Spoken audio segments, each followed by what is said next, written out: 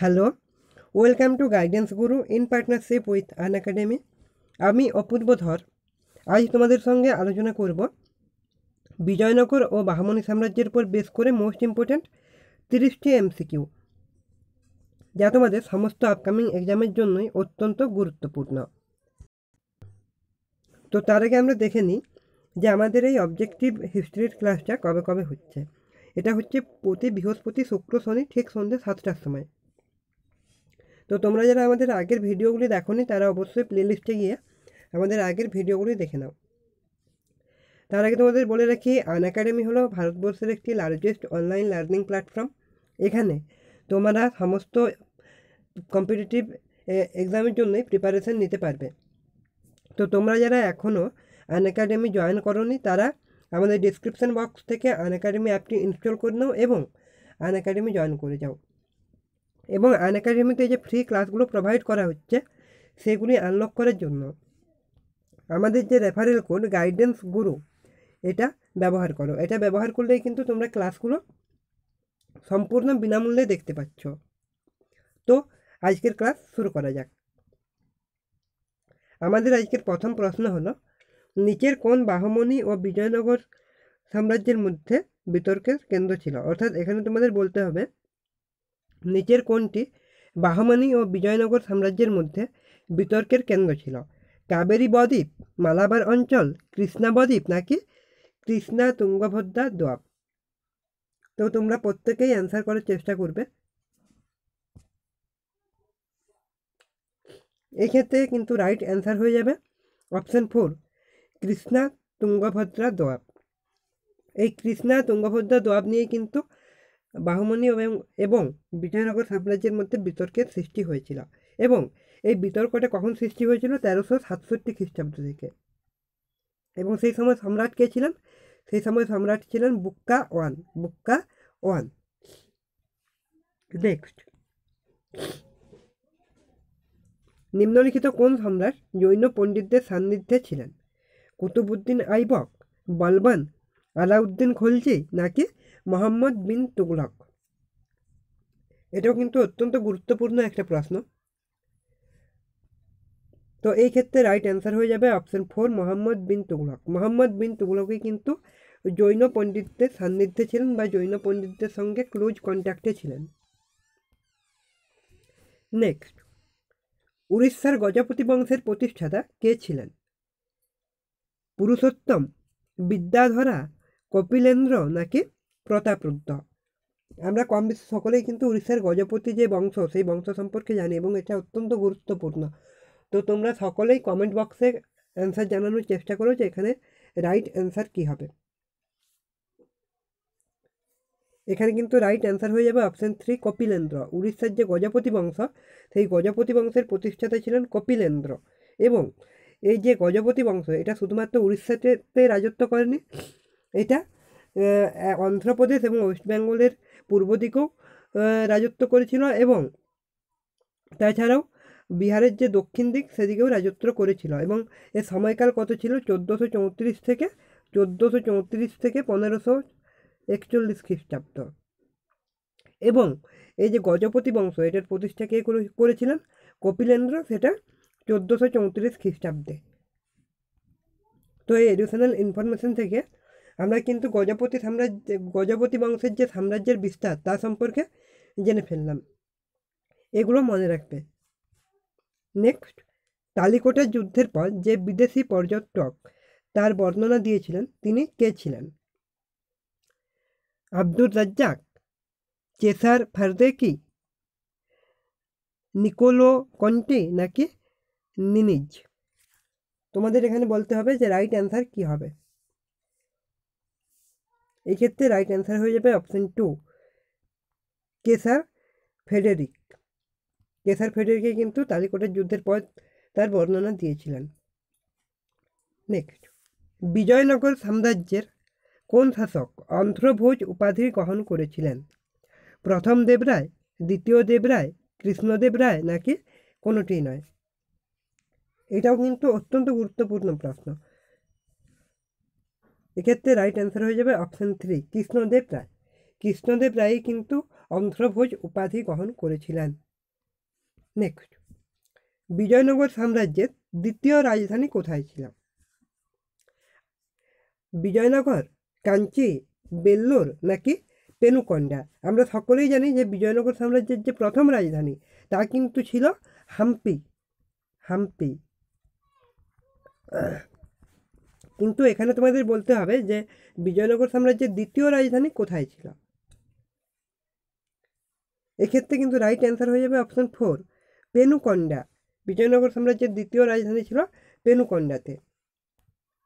Next, Bijoynagar সাম্রাজ্যের কোন সম্রাট প্রথম মহারাজাধিরাজ উপাধি গ্রহণ করেন? দ্বিতীয় হরিহর, প্রথম হরিহর, প্রথম বুক্কা নাকি দ্বিতীয় বুক্কা? এই ক্ষেত্রেও কিন্তু রাইট অ্যান্সার হয়ে যাবে অপশন 4, দ্বিতীয় বুক্কা। বিজয়নগর সাম্রাজ্যের যে শাসক দ্বিতীয় বুক্কা তিনিই কিন্তু প্রথম মহারাজাধিরাজ উপাধি গ্রহণ করেছিলেন। নেক্সট, বিজয়নগর সাম্রাজ্যের কোন শাসক চীনে রাষ্ট্রদূত প্রেরণ করেন? দ্বিতীয় দেবরায়, প্রথম হরিহর, প্রথম বুক্কা নাকি দ্বিতীয় বুক্কা? তোমরা প্রত্যেকেই কিন্তু কমেন্ট বক্সে অ্যান্সার জানানোর চেষ্টা করো। এই ক্ষেত্রে রাইট অ্যান্সার হয়ে যাবে অপশন 3, প্রথম বুক্কা। বিজয়নগর সাম্রাজ্যের যে শাসক প্রথম বুক্কা তিনি কিন্তু চীনে রাষ্ট্রদূত প্রেরণ করেছিলেন। নেক্সট, বিজয়নগর সাম্রাজ্যে জেলাগুলি কী নামে পরিচিত ছিল? এটাও আরও একটি অত্যন্ত গুরুত্বপূর্ণ প্রশ্ন, তো তোমরা প্রত্যেকেই কিন্তু অ্যান্সার করার চেষ্টা করো, ভুল হলেও কিন্তু কোনো অসুবিধা নেই। তো নাইডু, খুররাম, কোত্তম নাকি জনপদ? তো এই ক্ষেত্রে রাইট অ্যান্সার হয়ে যাবে অপশন 1, নাইডু। বিজয়নগর সাম্রাজ্যের জেলাগুলি নাইডু নামে পরিচিত ছিল। এবার আমরা এডিশনাল ইনফরমেশনটা একটু দেখব। বলছে the Vijayanagara empire was divided into 6 provinces. These provinces were placed under a governor who was responsible for its over and administration. The provinces were further divided into Nadu and Gwalior village were governed by hereditary officials. অর্থাৎ এখান থেকে আমরা জানতে পারছি যে বিজয়নগর যে সাম্রাজ্য সেটি 6টি প্রদেশে কিন্তু বিভক্ত ছিল এবং সেগুলি আবার নাডু এবং গাওয়ার এইভাবে গ্রাম্য অঞ্চলে বিভক্ত ছিল এবং সেগুলির জন্য প্রত্যেকটি এলাকায় একজন করে গভর্নর নিয়োগ করা হয়েছিল। নেক্সট, বিজয়নগর সাম্রাজ্যের কোন রাজা সৈন্যদলে মুসলিম যোদ্ধার নিয়োগ শুরু করেন? প্রথম হরিহর, দ্বিতীয় হরিহর, বুক্কা নাকি দ্বিতীয় দেবরায়? এখানে কিন্তু রাইট অ্যান্সার হয়ে যাবে অপশন 4, দ্বিতীয় দেবরায়। দ্বিতীয় দেবরায় কিন্তু বিজয়নগর সাম্রাজ্যের যে সৈন্যদল সেখানে প্রথম মুসলিম যোদ্ধার নিয়োগ শুরু করেন। নেক্সট, কার রাজত্বকালে বিজয়নগর সাম্রাজ্যের স্থাপনা হয়? আলাউদ্দিন খলজি, মোহাম্মদ বিন তুগলক, ফিরোজ শাহ তুগলক নাকি গিয়াসউদ্দিন তুগলক? এই ক্ষেত্রে রাইট অ্যান্সার হয়ে যাবে অপশন 2, মোহাম্মদ বিন তুগলক। মোহাম্মদ বিন তুগলকের শাসনকালেই বা রাজত্বকালেই বিজয়নগর সাম্রাজ্যের স্থাপনা হয়। নেক্সট, নিম্নলিখিত কোন শাসক পর্তুগিজদের ভেলোরে গির্জা নির্মাণের অনুমতি প্রদান করেন? দ্বিতীয় দেবরায়, দ্বিতীয় ভেঙ্কট, কৃষ্ণদেব রায় নাকি কোনোটিই নয়? এই ক্ষেত্রে কিন্তু রাইট অ্যান্সার হয়ে যাবে অপশন 2, দ্বিতীয় ভেঙ্কট। এই দ্বিতীয় ভেঙ্কটেই কিন্তু পর্তুগিজদের ভেলোরে গির্জা নির্মাণের অনুমতি প্রদান করেন। নেক্সট, অম্মুক্তমাল্যদা। এই অম্মুক্তমাল্যদা গ্রন্থটি নিম্নলিখিত কোন ভাষায় রচিত? সংস্কৃত, কন্নড়, তেলেগু নাকি তামিল? এই অম্মুক্তমাল্যদা কিন্তু বিজয়নগর এবং বামনী সাম্রাজ্যের সময় একটি বিখ্যাত গ্রন্থ এবং এই গ্রন্থটি কিন্তু রচনা করেছিলেন কৃষ্ণদেব রায়। কৃষ্ণদেব রায় কিন্তু এই গ্রন্থটি রচনা করেছিলেন। তো তোমরা এখানে বলতে হবে যে অম্মুক্তমাল্যদা গ্রন্থটি নিম্নলিখিত কোন ভাষায় রচিত? এখানে রাইট অ্যান্সার হয়ে যাবে অপশন 3, তেলেগু। অম্মুক্তমাল্যদা গ্রন্থটি তেলেগু ভাষায় রচিত হয়েছিল। নেক্সট, বাহমনি সাম্রাজ্যের প্রতিষ্ঠা কে করেন? আলাউদ্দিন মুজাহিদ শাহ, আহমদ শাহ, আলাউদ্দিন বাহমান শাহ নাকি ফিরোজ শাহ? আমরা আশা করছি তোমরা সকলেই এর অ্যান্সার দিতে পারবে।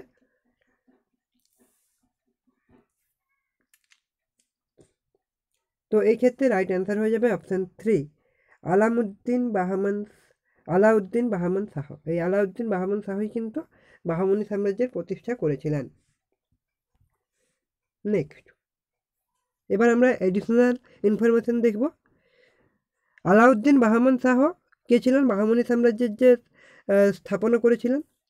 এবং এই বাহমনি সাম্রাজ্য কত খ্রিস্টাব্দে স্থাপিত হয়েছিল? 1347 খ্রিস্টাব্দে। নেক্সট, বিজয়নগর সাম্রাজ্যের প্রথম বংশ কোনটি? সঙ্গম বংশ, সালুভা বংশ, তুলুভা বংশ নাকি কোনোটিই নয়? তো এই ক্ষেত্রে রাইট অ্যান্সার হয়ে যাবে সঙ্গম বংশ। সঙ্গম বংশ। তো তোমরা যারা বাড়িতে বসে কম্পিটিটিভ এক্সামের প্রিপারেশন নিচ্ছ তাদের জন্য আনএকাডেমি হলো একটি বেস্ট প্ল্যাটফর্ম। এখানে বর্তমানে WBCS, WB TET, WBPSC clerkship, WBP, WBPSI এবং PSC মিসলেনিয়াসের উপর প্রিপারেশন দেওয়া হচ্ছে। তো তোমরা যারা আনএকাডেমি সাবস্ক্রাইব করোনি অতি সত্বর আনএকাডেমি সাবস্ক্রাইব করে নাও। এখানে তোমরা কিন্তু নিজেদের পছন্দের মতো এডুকেটর পাচ্ছ এবং আনএকাডেমিতে তোমরা নিজেদের পছন্দের মতো ব্যাচ পাচ্ছ এবং একটি ওয়েল স্ট্রাকচার ডেলি রুটিন পাচ্ছ তোমাদের লাইফে, যা কম্পিটিটিভ এক্সামের প্রিপারেশন নেওয়ার জন্য কিন্তু অত্যন্ত গুরুত্বপূর্ণ। এবং এখানে প্রত্যেকটি ক্লাসে ওয়ার্ল্ড ক্লাস টেকনোলজি ব্যবহার করা হচ্ছে এবং প্রত্যেকটি ক্লাস হলো ইন্টারেক্টিভ ক্লাস, অর্থাৎ আনএকাডেমিতে প্রত্যেকটি ক্লাসে তোমরা চ্যাট এবং পোল সেকশনের মধ্যে দিয়ে ওয়েস্ট বেঙ্গলের টপ এডুকেটরদের সঙ্গে কিন্তু কমিউনিকেট করতে পারছো, একটা সম্পর্ক স্থাপন করতে পারছো এবং প্রত্যেকটি ক্লাসের শেষে লিডার বোর্ড প্রোভাইড করা হচ্ছে, যার ফলে তোমরা কিন্তু সেলফ এভ্যালুয়েশনও করতে পারছো নিজেদেরকে।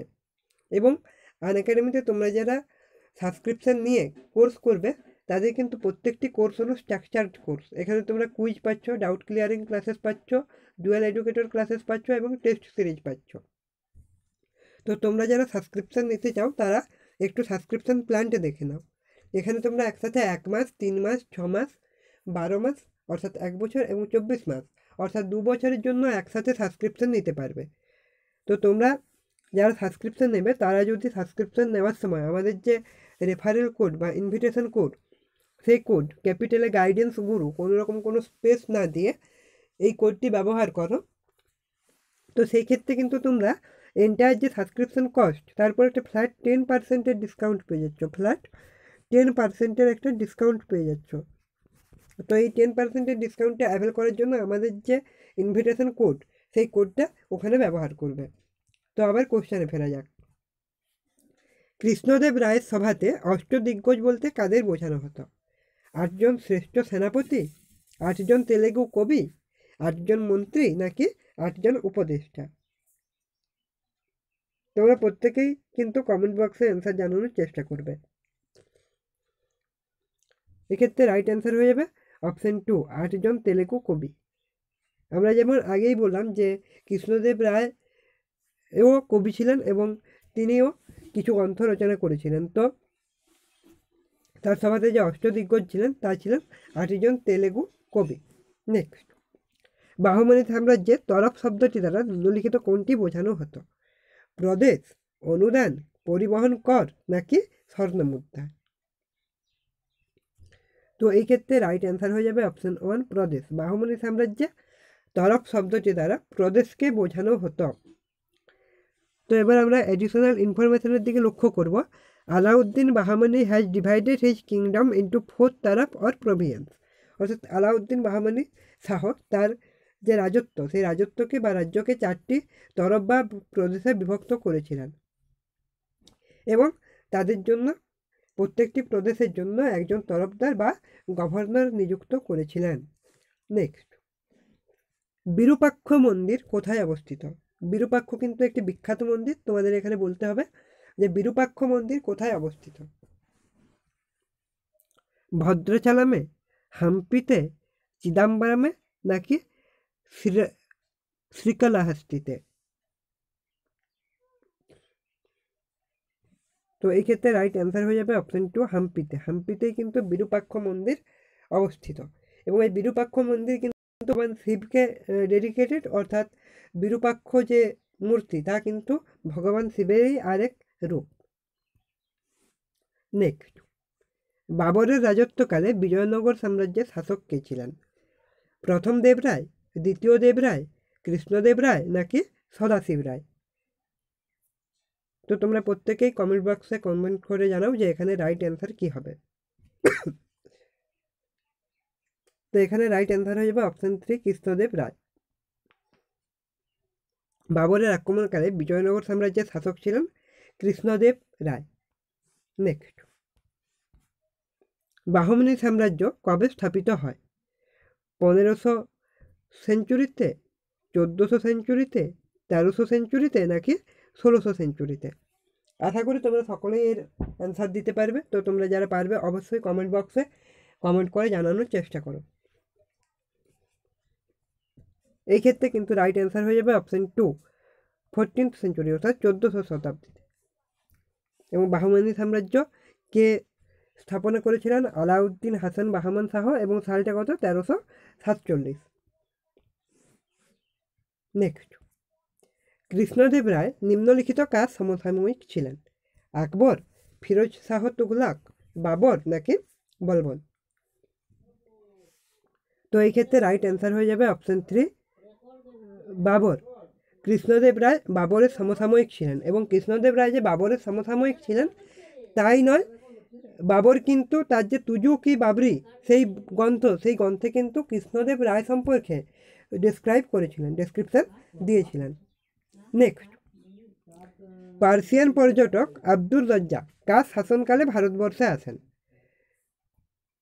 প্রথম দেবরায়, প্রথম কৃষ্ণদেব রায়, দ্বিতীয় দেবরায় নাকি দ্বিতীয় কৃষ্ণদেব রায় বা কৃষ্ণ রায়? তো এখানে তোমরা কমেন্ট বক্সে কমেন্ট করে জানানোর চেষ্টা করো যে রাইট অ্যান্সার কি হবে। এই ক্ষেত্রে কিন্তু রাইট অ্যান্সার হয়ে যাবে অপশন 3 দ্বিতীয় দেবরায়। পার্সিয়ান পর্যটক আব্দুর রাজ্জাক দ্বিতীয় দেবরায়ের সময়কালে ভারতবর্ষে আসেন, এবং তিনি কোথা থেকে আসেন? তিনি আসেন ইরান থেকে, এবং সেই সময়টা কত?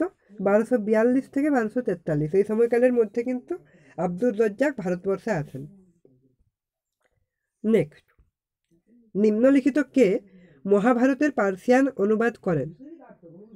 সাকিনাত উল আলুয়া, সিরুল আসরার, আনোয়ার ই সুহাইল নাকি রাজামনামা? তো তোমরা এখানে কমেন্ট করে জানাও যে রাইট অ্যান্সার কি হবে। এখানে কিন্তু রাইট অ্যান্সার হয়ে যাবে অপশন 4 রাজামনামা। নেক্সট, নিম্নলিখিত কে কাকাতিয়া শাসক দ্বারা 1303 খ্রিস্টাব্দে বারাঙ্গলে পরাজিত হন? এটা কিন্তু অত্যন্ত গুরুত্বপূর্ণ প্রশ্ন। ইলতুৎমিশ, বলবন, আলাউদ্দিন খলজি নাকি মোহাম্মদ তুঘলক? এই ক্ষেত্রে কিন্তু রাইট অ্যান্সার হয়ে যাবে অপশন 3 আলাউদ্দিন খলজি। আলাউদ্দিন খলজিই কিন্তু কাকাতিয়া শাসক দ্বারা 1303 খ্রিস্টাব্দে বারাঙ্গলে পরাজিত হন। নেক্সট, নিম্নলিখিত কোনটি বিজয়নগর সাম্রাজ্যের ধর্মীয় অনুষ্ঠানে ব্যবহৃত হতো? মহানাভামি দিব্যা, লোটাস মাহাল, হাজারা রামা নাকি বিরূপাক্ষ? তোমরা প্রত্যেকেই কমেন্ট করে অ্যান্সার জানানোর চেষ্টা করো।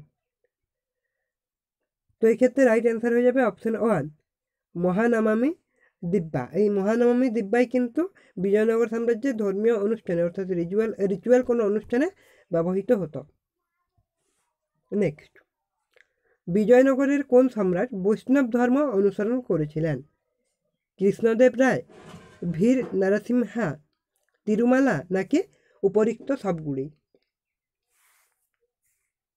এই ক্ষেত্রে কিন্তু রাইট অ্যান্সার হয়ে যাবে অপশন 4 উপরিক্ত সবগুলি, অর্থাৎ কৃষ্ণদেব রায়, বীর নরসিংহা এবং তিরুমালা তিনজনেই কিন্তু বিজয়নগরের যে সম্রাট ছিলেন তারা বৈষ্ণব ধর্ম অনুসরণ করেছিলেন। নেক্সট, হাম্পি কোন নদীর তীরে অবস্থিত? কৃষ্ণা, গোদাবরী, নর্মদা নাকি তুঙ্গভদ্রা?